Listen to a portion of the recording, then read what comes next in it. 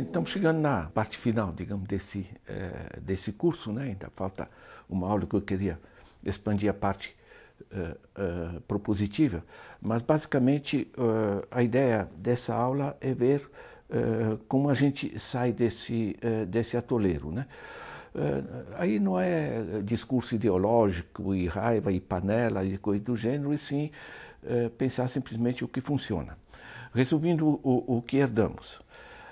As famílias se atolaram em dívida e se você juntam também as empresas, também atoladas em dívidas, com juros que são essencialmente, constituem agiotagem, você tem cerca de 16% do PIB ao ano drenado sob forma de juros para intermediários financeiros, que são os bancos, que são diversos grupos, inclusive o grande comércio que vende a prazo, crediários e coisas do gênero, todo o pessoal que maneja os cartões de crédito, né? Então isso aí é 16% do PIB, é gigantesco, tirado sob forma financeira, retorna muito pouco disso para a economia. E a parte que é do dinheiro dos nossos impostos, que deveria servir para infraestrutura, saúde, educação, etc., se tira cerca de 7% ao ano como juros para intermediários financeiros, pessoal, a classe média alta que está no Tesouro Direto e coisa do gênero, isso somado dá mais de 20%. Esse tipo de dreno financeiro sobre a economia é insustentável, isso está vazando por todos os lados e você não está usando esse dinheiro para fazer a coisa útil, que é, por exemplo, na China, os caras são obrigados a fazer coisas que um município decida, precisa fazer arborização, fazer saneamento básico, coisa do gênero.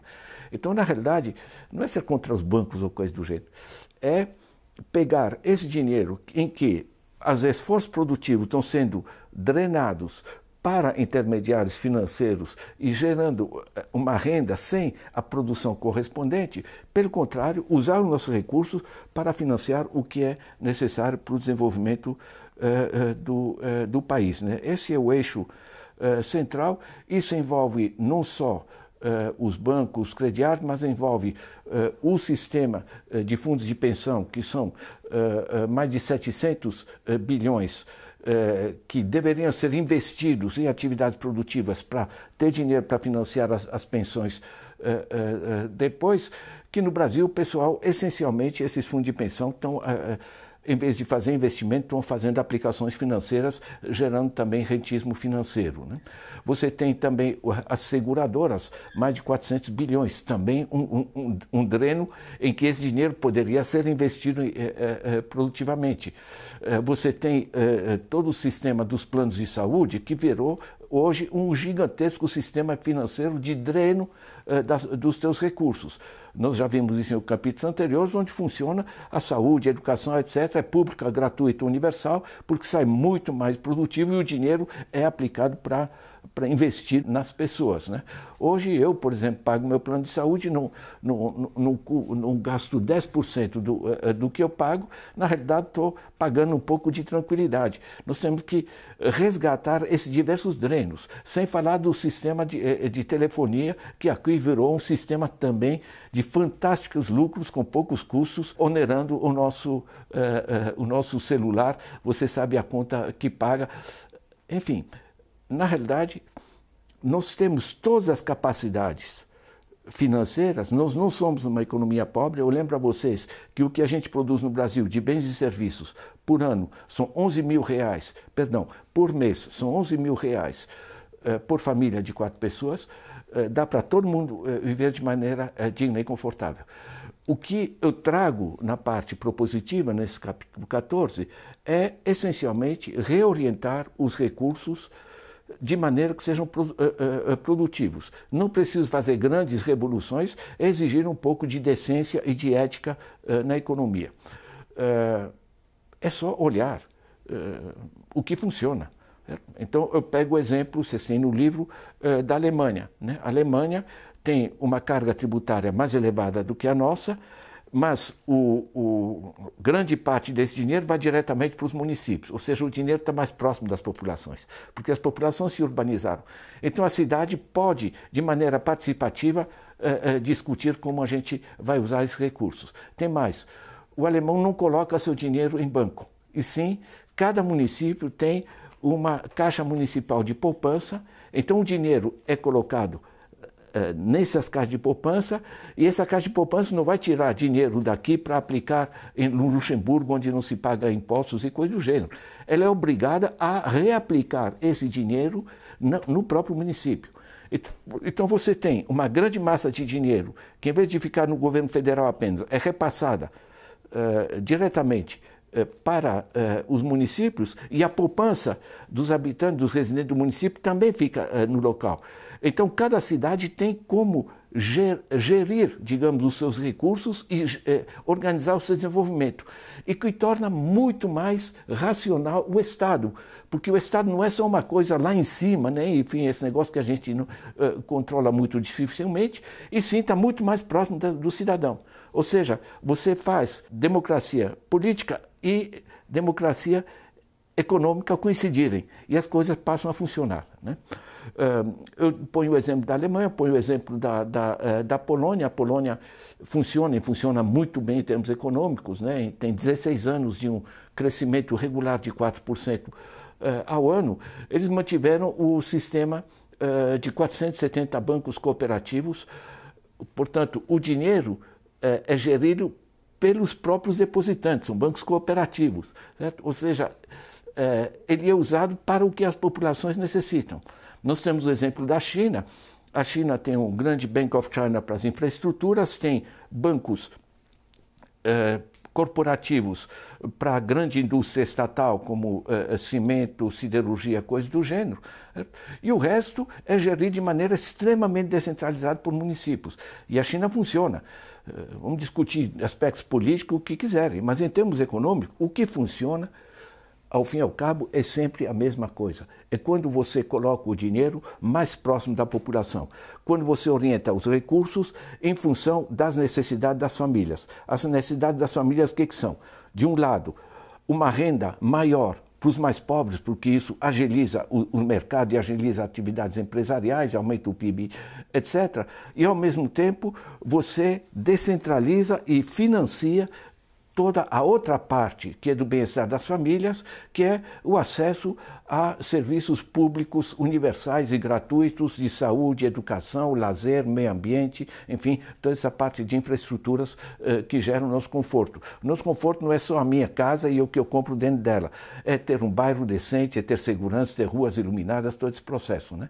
Então, na realidade, esses países que funcionam juntam o conceito de recursos, de dinheiro, de recursos financeiros, com uma estrutura de gestão correspondente, muito descentralizada, e o controle rigoroso dos recursos, porque recurso, dinheiro não é para fazer aplicação de dinheiro, aplicação financeira, ganhar um monte de dinheiro com juros.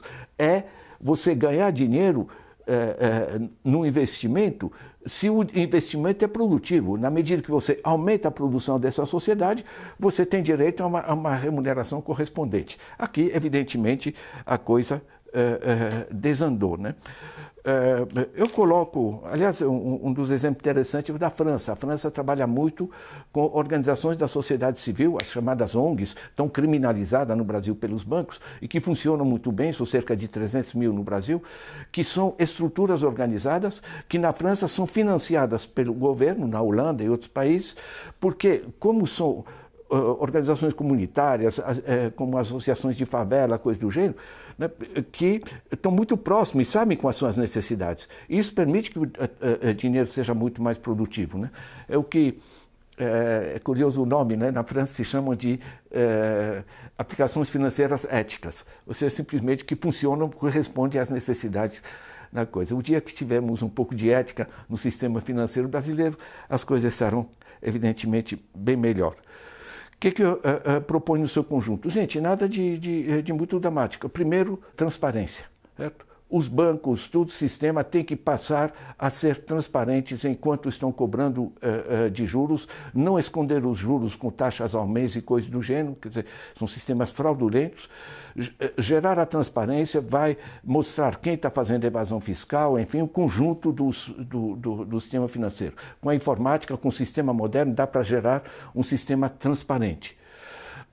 O próprio combate à corrupção, em vez de se fazer o grande teatro que a Rede Globo adora, mostrar, olha, prenderam fulano, tal, enfim, aí catalisa o ódio das populações, está aí o bandido preso, né?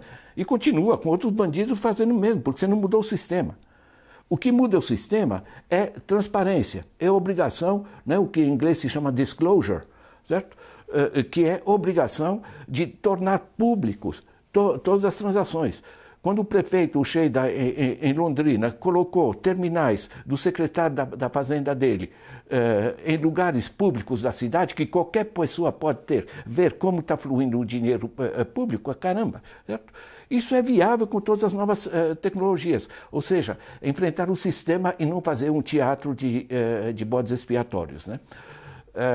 Tem uma série de outras propostas. Obviamente, temos que controlar a evasão fiscal, ordem de grandeza 570 bilhões, dá 8% do PIB, isso é absolutamente inviável. Temos que controlar efetivamente os fluxos para paraísos fiscais. Lembro a vocês que são cerca de 26% do PIB que estão lá fora, né? Não só não reinvestem, como sequer pagam imposto, e esses todos os grandes grupos quer dizer, toda essa gente que assumiu o poder e que está fazendo a bagunça que a gente constata hoje no poder, todo mundo está lá, tem seu dinheiro lá fora, certo?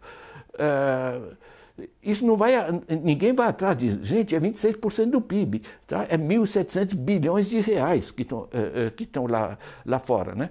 Vocês viram as manchetes de jornais que conseguiram trazer 46 bilhões, dá menos de 3%, né? De volta, com grande teatro.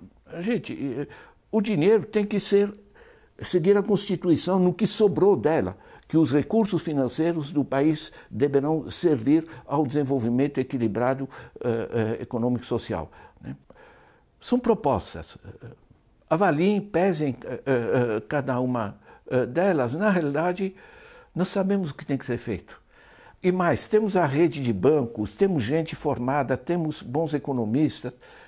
O problema é que nós temos que inventar um sentido. Em vez disso servir para extração de recursos da economia real, os recursos têm que voltar a servir à economia real e não dela se servir, certo?